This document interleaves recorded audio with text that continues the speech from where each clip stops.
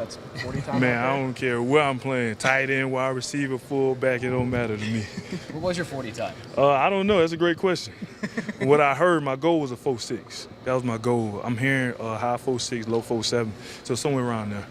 That's excellent. In terms of just putting in all the work to get to this moment today, what has the process been like, and then how do you feel it all paid off in this moment? I mean, yeah, it been an experience. It been an experience, of course, but nothing I ain't used to. You know, nothing I ain't used to. Just hard work always pays off.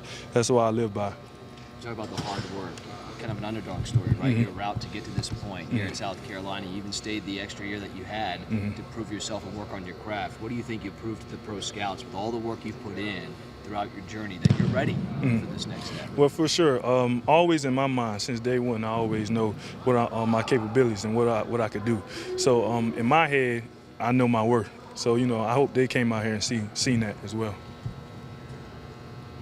What do people need to know about this? I mean, it's been a stressful few months, and now the big day's over with. What do people need to know about you?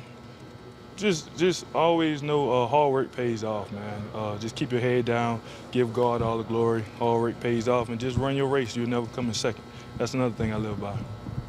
What do you hope scouts take away from today's performance about what type of player you are on the field, and also being able to interact with them? What type of player you are off the field? Well, hopefully they just got a chance to kind of see me in a different perspective, a different light, see more of the things I possess, my capabilities and everything like that. What will be the toughest part, you think, over these next weeks as you try to sit and wait, figure out who's interested, who's biting, where you might go? Oh, man, I don't think that part is going to be hard because just like I said, I give it all to God. So I just handle my business, put in the work, and just reap the benefits. Which drill was the most fun to do out here today? Racing JJ. Me and JJ had get off. So I looked at him before and I was just like, all right, now. But that was pretty fun. He was pretty tired too. So yeah, I think it was an advantage on my part. Wear him down, huh? For sure. No, go ahead, Mike. Yeah, I was gonna say, Jabari, a couple of years ago, I'm sure you had NFL dreams as a young kid, but when you got here, in terms of where it is right now, did you ever imagine it would actually play out the way that it did? And what was this day like for you to be here and one step closer to your dream? Well, not at all. Of course, I had NFL dreams, and then when I got here, when you face opposition and adversity, them dreams kind of got derailed. But I just had to get back to putting all my faith in God and just believing and trusting the process. So just to be out here today, man, and just going out there having fun and giving it all I got, oh, man, it was a dream come true. Just lay it all out there, no pressure, don't worry about what scouts thinking or what scouts saying. Just go out there and just give it all you got. Were you tempted to tackle Zeb at quarterback when he was throwing? Hey, I made a joke, man. Old man still got some juice in that arm. Which former Gamecocks did you speak with, if any, leading up to this to try to be able to get an idea of what today was going to be like, what the nerves were going to probably feel like last night? Well, Dennis Daly and Javon Kinlaw, we're pretty tight. That go way back, so we got a group chat. We talk daily. So, of course, those have been some guys. I actually seen Tyshawn, he was here the other day. Me and him just talked. I mean, a lot of guys, they all reached out. One crazy part, when I was in Miami, I was training with Warren Sapp. And Warren Sapp just gave me a lot of insight and just told me, just go out there, just go out there and do your thing.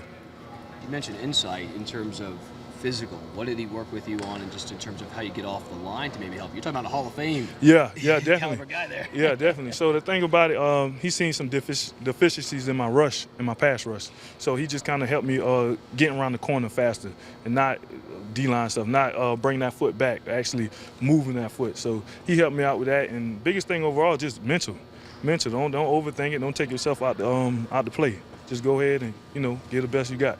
What did it mean to have a guy like Warren Sapp willing to work with you? I mean, I'm sure there's a lot of guys that wish they could have had the opportunity that you had to work with Warren Sapp. So what's crazy, this is a crazy backstory to he was there working out some NFL guys. And I went over there and I was eating my breakfast and I was just looking. I was on the outside of the fence. So after I got done with my breakfast, he was like, come on the other side of the fence. You can't learn nothing over there. And I ran, beeline, and went to go grab my cleats, man. And I actually wasn't supposed to be working out with him, but he embraced me with open arms, and it actually went on for a couple of days. And he actually showed me a lot of love, so I appreciate that. coincidental breakfast timing. What were you having as your breakfast? Is it like a good luck breakfast from Oh, now on? nah. I was eating oatmeal. So I was training at Bomberillos down in Miami. We eat oatmeal every morning. And even when I got back 2 weeks ago, still to this day, I eat oatmeal every morning now. Yeah.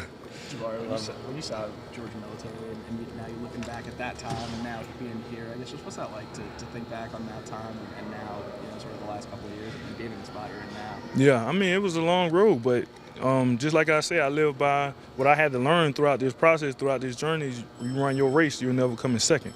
So that's something that just always been harped in my mind, So just like I said, I give all the glory to God. So he take care of all the hard part, man. All I got to do is just put the work in. Nick was saying that you and him and Jalen and guys like that were able to be really big leaders for this team. When you guys obviously had, were in a tough spot when Coach Beamer takes over and, you have the year you do. What was it like sort of seeing the finality of that and sort of the conclusion of it and just seeing where you guys were in like January 22, end of season, winner bowl game and now? Man, we talk about it all the time, to be honest. We talk about me and Jalen Foster were training together down in Miami. JJ was in Fort Lauderdale, so we'll go get dinner from time to time, and we all just talk about it, man, just like, wow, look at it. Like, we feel good about it. Really, we can kind of pat ourselves on the back, It's just kind of turning it around. That was the goal. That was the goal for coming back this last year, and I felt like it was a mission complete. And how great is it for you, Jalen, and JJ, to be a part of that group to kind of help change the culture and turn things around here at Carolina? Man, it's huge, man. It's huge because just like I said, that was a road we didn't even know that we had to embrace, at the beginning. So it kind of just came and we just kind of, all got together, all the guys, we all got together and just worked toward it. And, it kind of paid off. Awesome. For you, was there like a moment this year where you were kind of like, all right, we're going to figure this thing out. We're going to be all right? Yeah, I think it was after A&M loss. It was pretty bad. Spirits was low. I couldn't get no sleep, and I was just thinking, I was like, man, the morale of the team and everything, it's kind of low. And I remember that from time the past or whatever. And I was like, nah, not this time. So I ended up, Coach Beamer told the story. I called him early in the morning, and I just told him, Coach, we got your back. I just wanted him to know that, we was going to fight for him. Do you still have a little shot? Oh, yeah, for sure. He ain't going nowhere. Actually, now I'm thinking about just go ahead and painting everything on and go ahead and put it in the trophy case and everything like that. Have you got a case for him yet? Nah, I'm working on that. Summer. Yeah, I'm working on that for sure. Let him go, man. For sure. Thank y'all. Appreciate it.